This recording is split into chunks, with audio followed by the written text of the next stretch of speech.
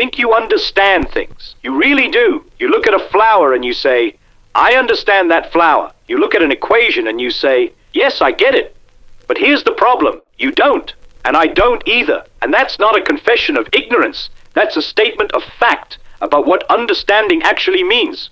Let me tell you something that's going to sound strange. The more I learned about physics, the less I understood the world. Not because physics is confusing, though it certainly is, but because I realized what the word understand really means. And it doesn't mean what you think it means. Most people think understanding is like having a picture in your head. You imagine little balls bouncing around or waves rippling through water, and you say, aha, I understand atoms, or I understand light. But that's not understanding. That's translation. You're taking something strange and foreign and converting it into something familiar. And every time you do that, you lose something essential. I'll give you an example. Somebody asked me, Professor Feynman, how do magnets work? Why do they attract? And I could tell them, well, there's a magnetic field and the field exerts a force. But have I explained anything? What's a field? Oh, it's like a tension in space. What's tension in space? Well, it's like rubber bands connecting the magnets. But magnets aren't connected by rubber bands. I haven't explained magnets. I've just compared them to something else you don't understand either. You think you understand rubber bands? What makes rubber bouncy? Molecular bonds. What are molecular bonds? Electromagnetic forces. What are electromagnetic forces? We're back to magnets again. The truth is, at the bottom of every explanation, there's a point where I have to say, it just does. And that's not a failure of science. That's where science lives. We don't explain things by reducing them to something more familiar. We explain things by finding patterns, by finding mathematical relationships that let us predict what will happen next. But prediction isn't the same as understanding, not the way you want it to be. Here's what really happens when you learn physics. You start with common sense. You think you understand motion because you've ridden a bicycle. You think you understand forces because you've pushed a box. Then somebody shows you Newton's laws and you say, yes, I see. F equals ma. Force equals mass times acceleration.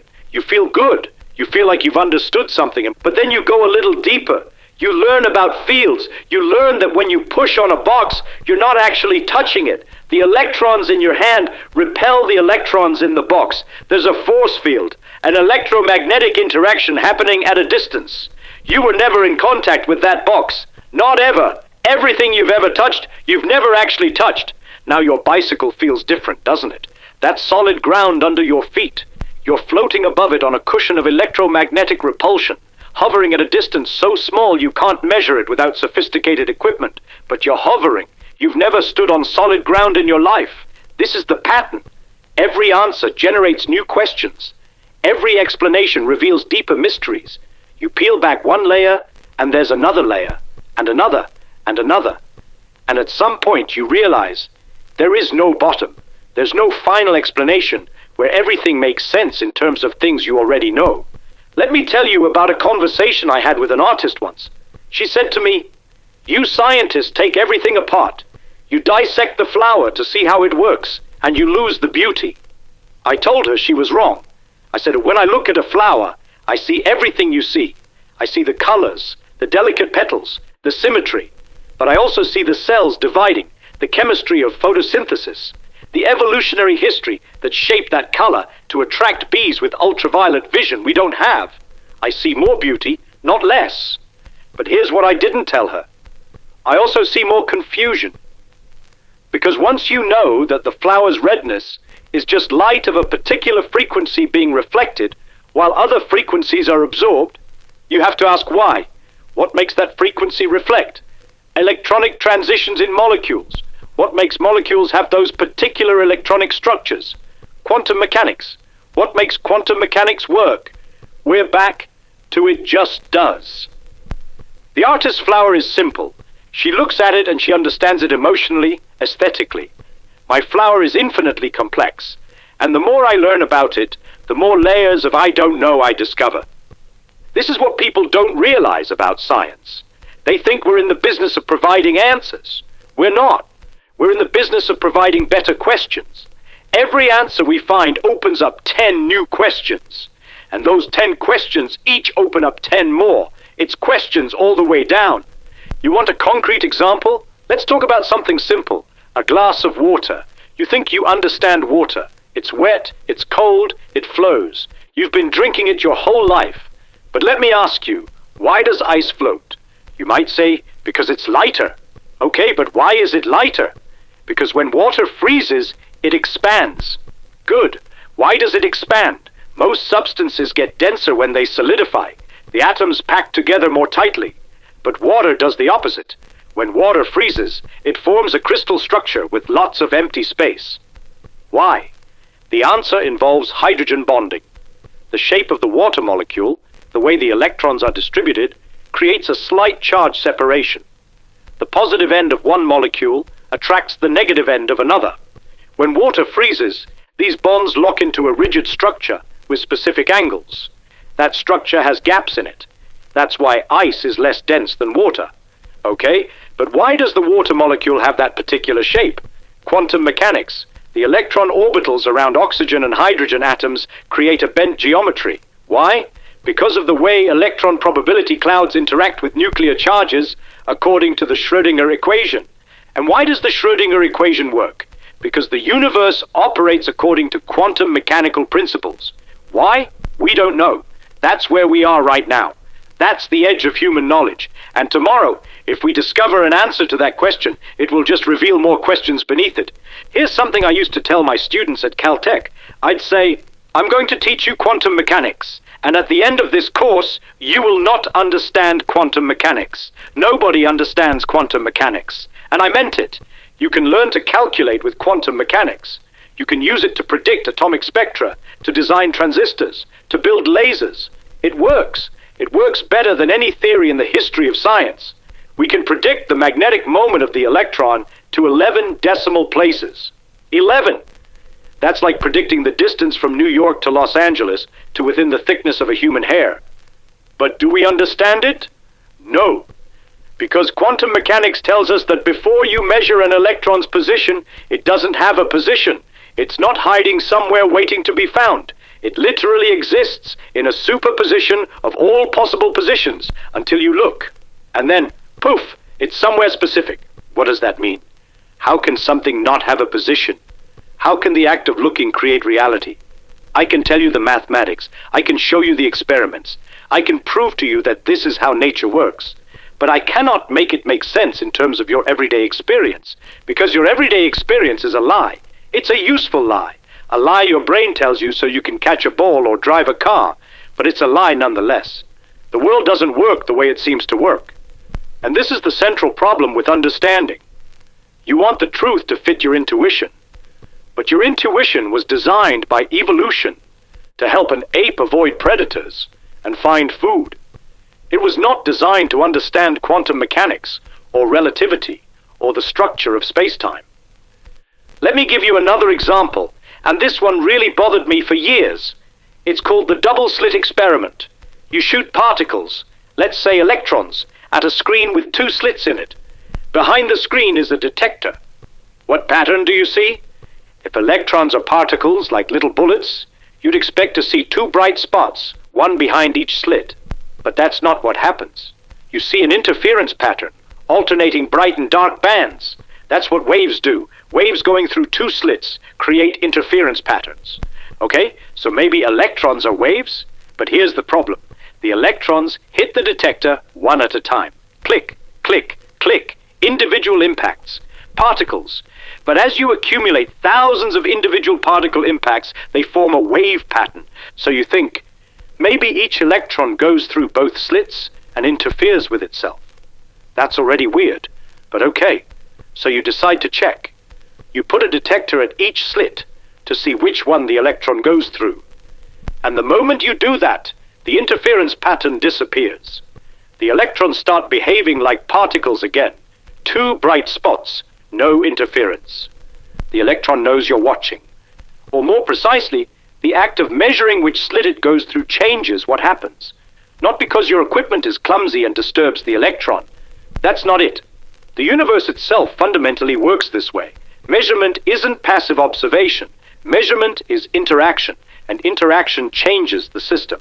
Now, I can show you the mathematics. I can write down the wave function. I can calculate the probability of finding the electron at any point on the screen. The math works perfectly, but do I understand it? Can I picture in my head what's really happening? No. And neither can you, and neither can anybody. Richard Feynman, as smart as I think I am, cannot visualize what an electron is doing when it goes through both slits at once. I've given up trying. Instead, I've learned to accept that nature is absurd. My job is not to make it make sense. My job is to calculate what it will do. This is a hard lesson. You spend your whole life building intuition.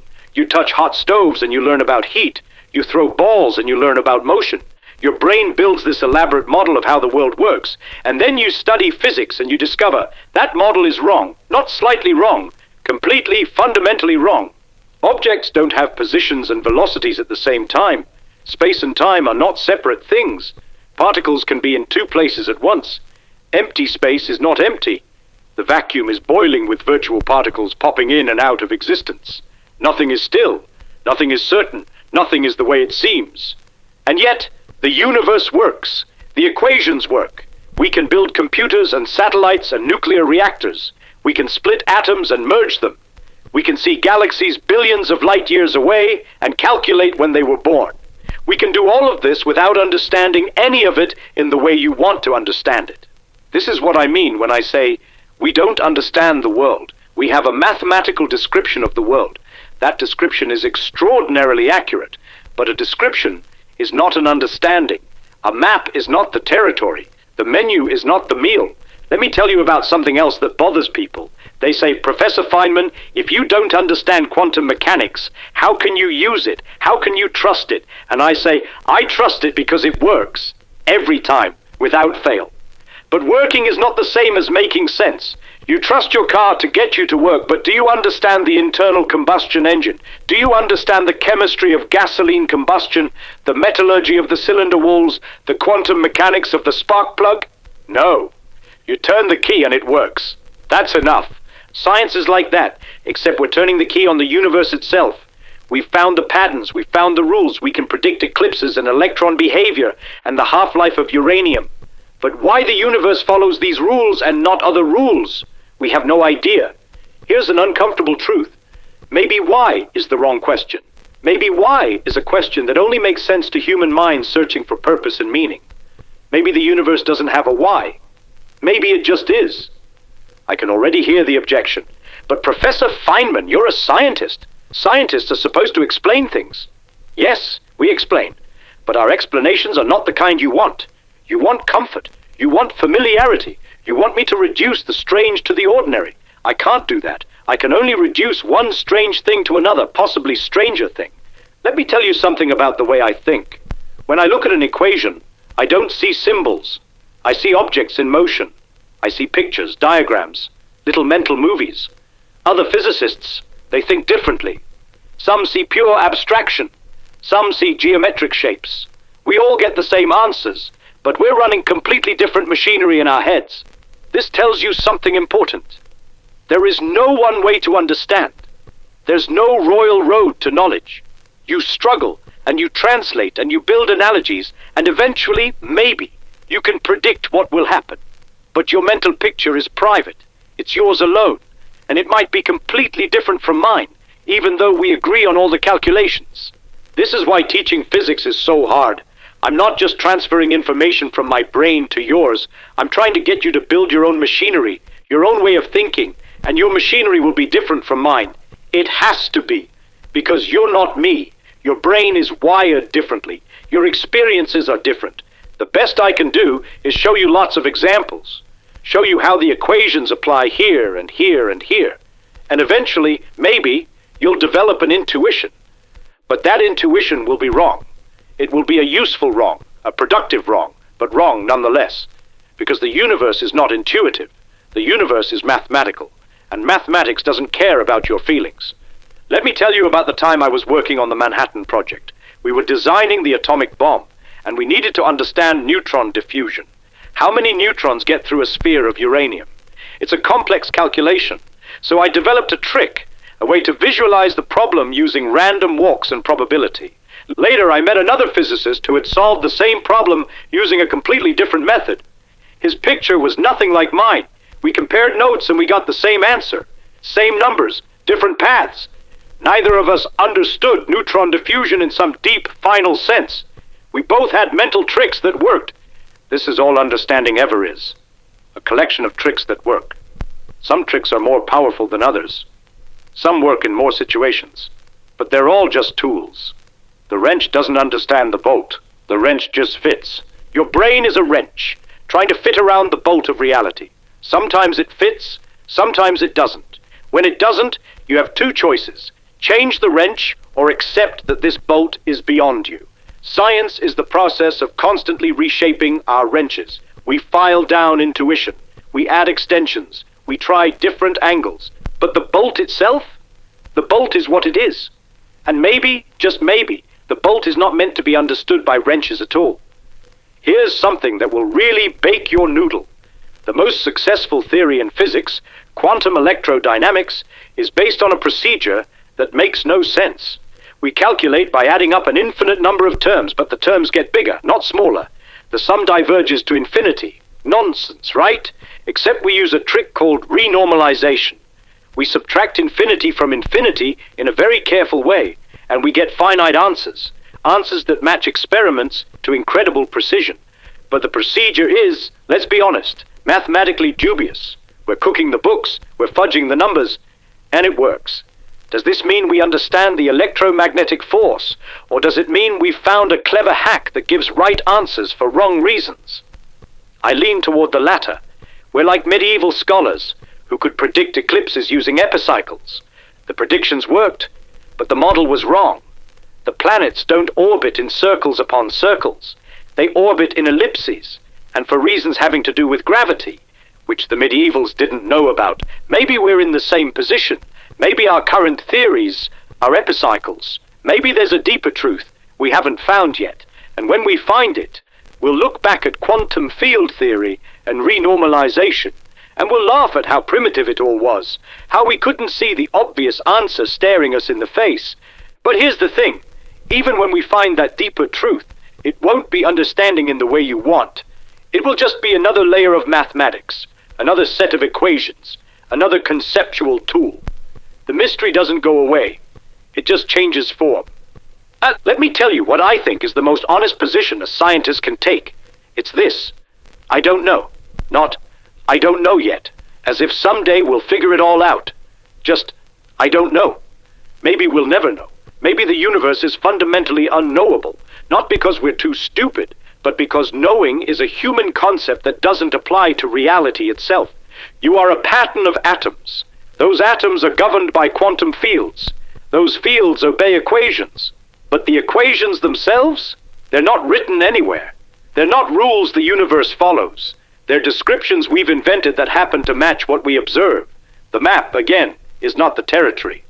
When you ask me why an electron has the charge it has, or why the speed of light is what it is, or why there are 3 generations of quarks, I have to tell you, I don't know. Nobody knows. These are the constants of nature, the parameters of the universe. We measure them. We plug them into our equations. But we don't understand them. And maybe understand is asking too much. Maybe the best we can do is describe, predict, and manipulate. And honestly, that's pretty good. We've gone from caves to quantum computers in 10,000 years. Not because we understand the universe, but because we've learned to work with it despite not understanding it. This is the secret. You don't need to understand something to use it. You need models, equations, techniques. You need to know what happens when you turn this knob or push that button. But understanding? That's a human luxury. The universe doesn't care if you understand it. I think about this sometimes when I'm stuck on a problem. I'll spend days trying to visualize what's happening, trying to build a mental picture. And sometimes I succeed and it feels wonderful. I feel like I've understood something. But then I realize the mental picture is fiction. It's a story I'm telling myself. The mathematics is the truth. And the mathematics doesn't care about stories. The mathematics just is. It's a language, maybe the only language the universe speaks. And we're trying to translate it into English, into German, into pictures and diagrams and metaphors. But something always gets lost in translation. So when someone asks me, do you understand quantum mechanics? I say no. When they ask, do you understand how magnets work? I say no. When they ask, do you understand why the universe exists? I definitely say no. But I can calculate, I can predict, I can build, I can teach, I can share what I know, which is a collection of techniques and equations, and sometimes useful, sometimes misleading mental pictures. Is that understanding? You tell me. Because I'm not sure I understand what understanding means anymore. And you know what? I'm okay with that. I'd rather have true confusion than false certainty. I'd rather say I don't know than pretend I've got it all figured out. The universe is strange. Reality is weird. And the more you learn, the weirder it gets. That's not a bug. That's the feature. The mystery is what makes it interesting. If we understood everything, what would be left to discover? What would be left to explore? The unknown is not our enemy. It's our destination. So yes, I'm telling you that you don't understand the world. Neither do I. Neither does anybody. But we're working on it. We're pushing at the boundaries. We're asking questions. We're running experiments. We're building better wrenches. And someday maybe we'll understand a little more. But that understanding will just reveal how much more there is that we don't understand. It's turtles all the way down. Except the turtles are made of quantum fields. And we don't understand those either. This is science. This is the game. You play it knowing you'll never win, but you play anyway, because the playing itself is the point. The questions are the reward, not the answers. So don't be discouraged when I tell you that you don't understand. Be excited, because that means there's so much more to learn, so much more to discover, so many more layers to peel back. The world is not what it seems, and that's the most wonderful thing about it.